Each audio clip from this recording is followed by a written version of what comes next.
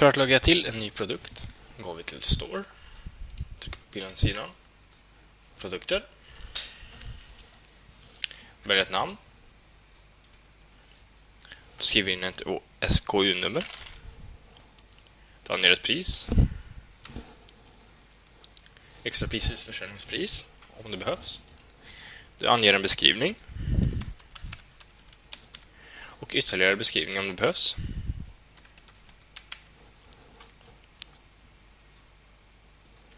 Sedan så lägger vi den i en kategori, åtminstone en kategori.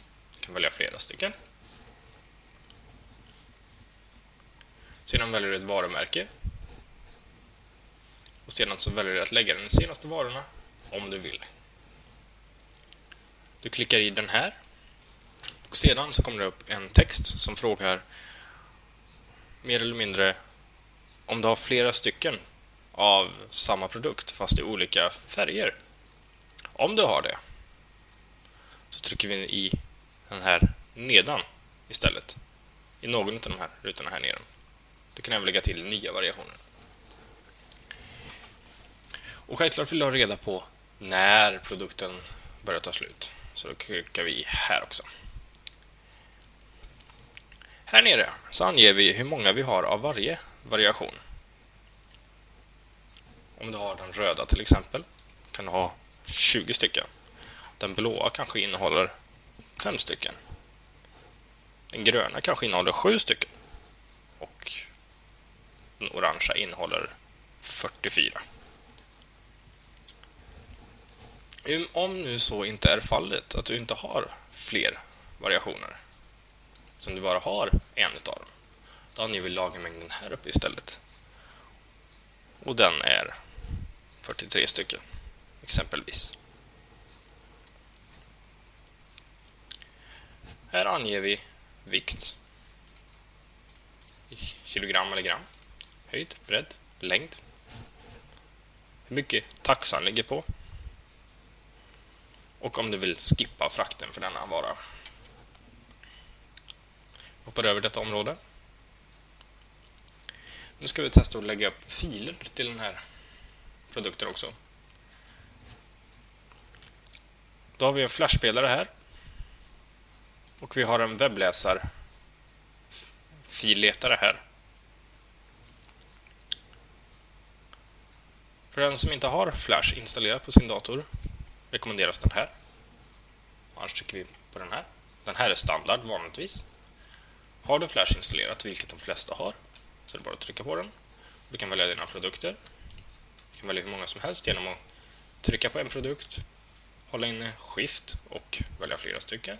Du kan dra en ruta i den och välja 3 stycken samtidigt. Och det öppnas 3 stycken här och den laddar upp det automatiskt. Däremot, webbläsaruppladdaren, den kan du inte göra så himla mycket med. Den kan du inte ladda upp 4 stycken filer med till exempel. Utan här måste du välja en och du trycker öppna. Och då ligger den kvar här. Den väntar på att du ska lägga till en ny produkt. Och när du väl har gjort detta så kommer pingvinerna att laddas upp som den fjärde bilden här till exempel. Exempelvis.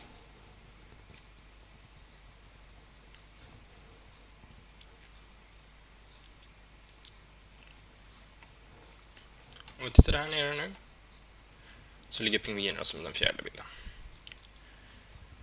Den är nog huvudbilden med tanke på att den har pennan på sig. Resterande extra bilder, då de är kryss. Så senaste uppladdade bilden blir huvudbilden. Resterande är bara sidbilder. För att ta bort någon bild så trycker du på det röda krysset som du ser uppe i ena hörnet. De frågar, vill du verkligen ta bort den här? Okej eller avbryt? Jag vill ta bort den. Samma sak gäller förresten. Okej. Okej. På den här däremot måste du trycka edit först. Och här, för att ta bort bilden, är det bara att trycka delete. Och sen okej. bilden är borta. Finns ingen bild.